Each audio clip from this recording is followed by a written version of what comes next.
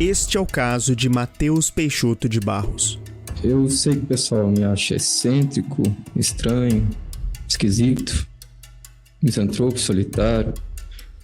E pra mim é difícil ter qualquer tipo de conversa lá fora. Na verdade, foi a primeira vez que eu me senti que tinha uma família mesmo. Um sócio educativo. Foi a melhor fase da minha vida, na verdade. Bem-vindo à Justiça Americana, o seu Netflix de casos reais que foram pro júri. Belo Horizonte, 2023.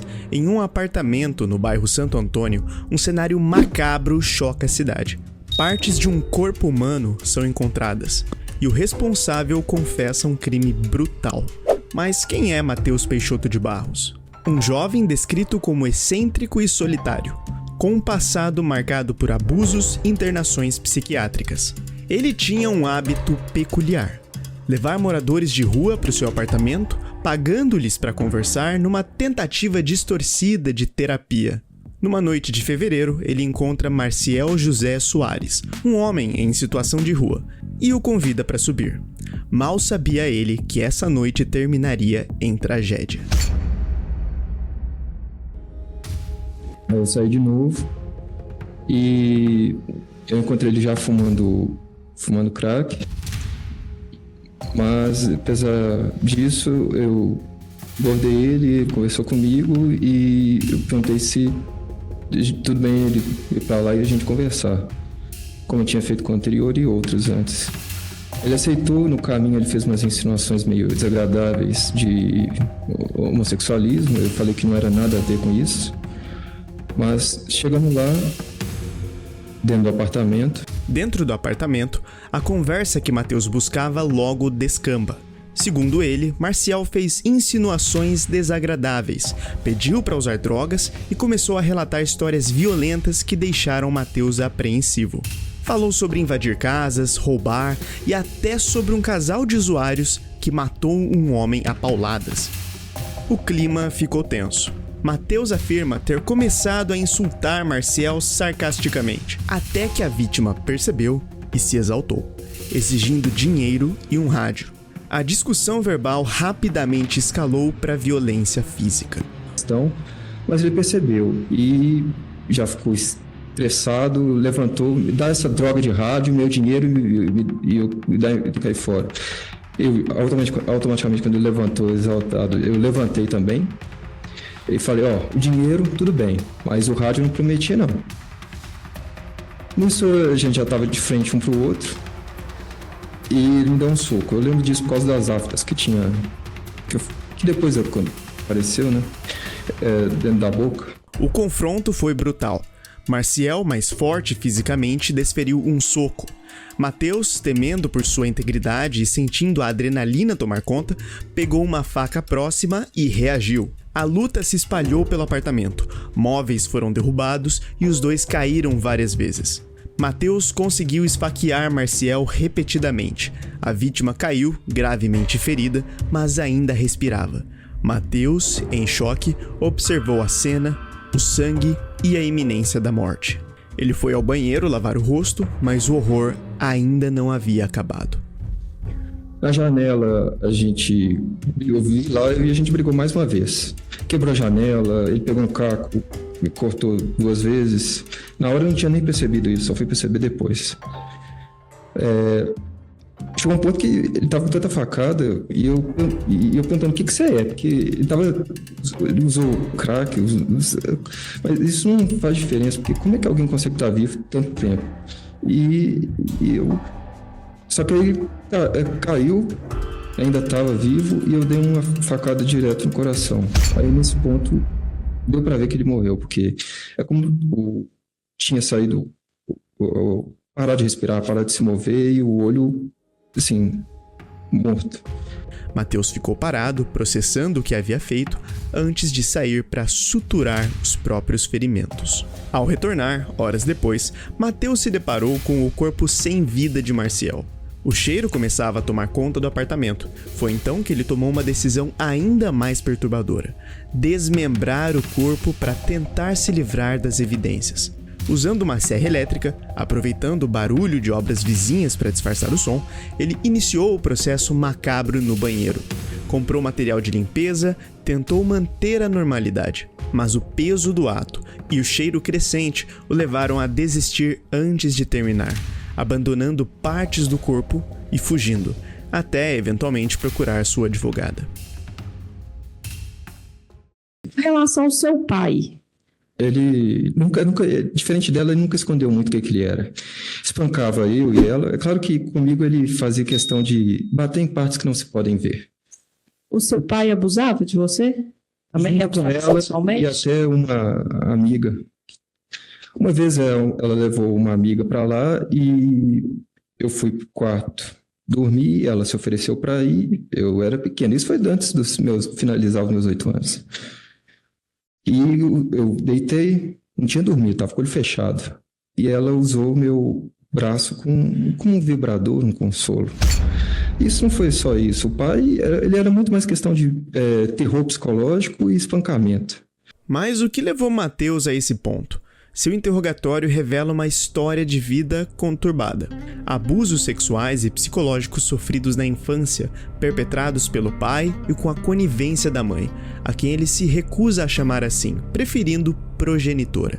Ele relata um ambiente familiar tóxico, com um pai violento e abusador e uma mãe que, segundo ele, não apenas o negligenciou, mas participou ativamente de situações humilhantes e abusivas. Essas experiências traumáticas parecem ter moldado sua personalidade e contribuído para os seus problemas psicológicos, que o acompanham desde a adolescência.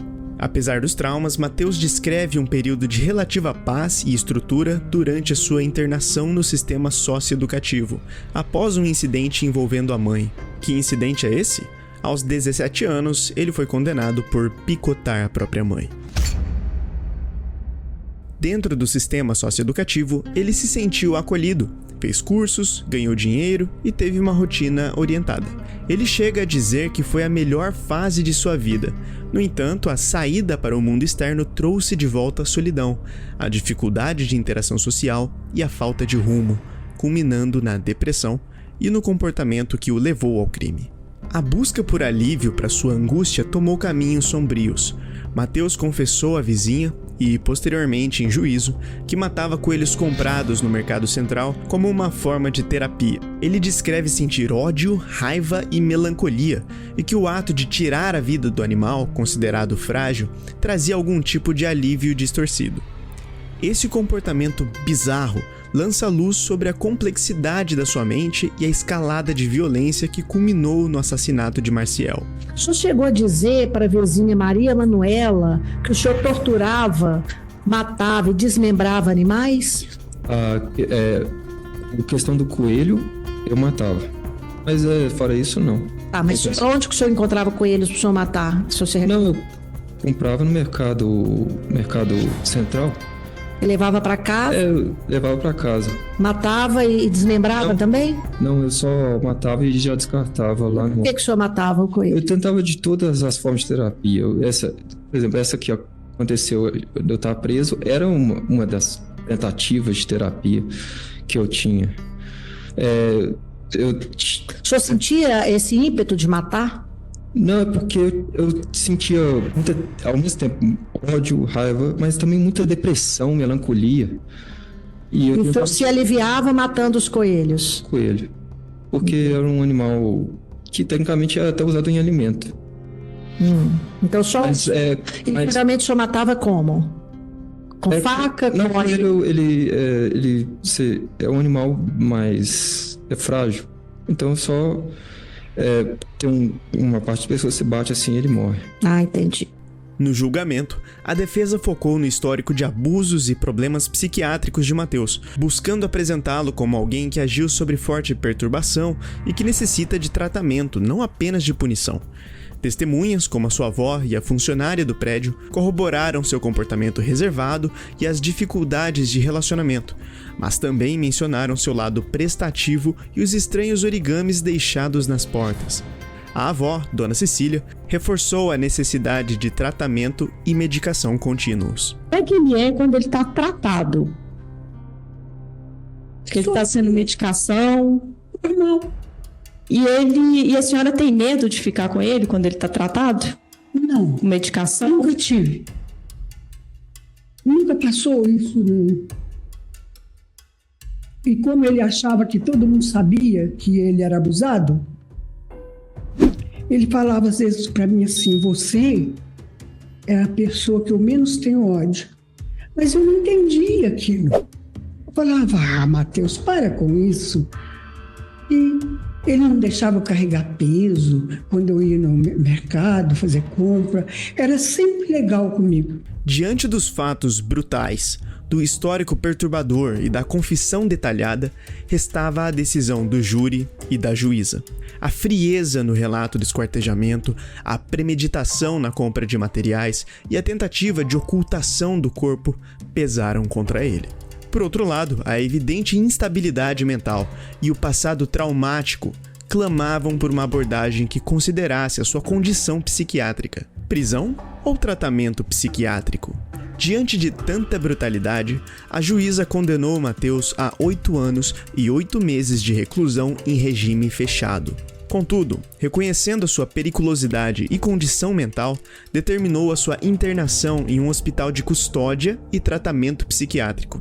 A cada ano, ele passará por exames para avaliar sua periculosidade, uma medida que busca proteger a sociedade, mas que levanta a questão: até quando essa mente atormentada permanecerá contida?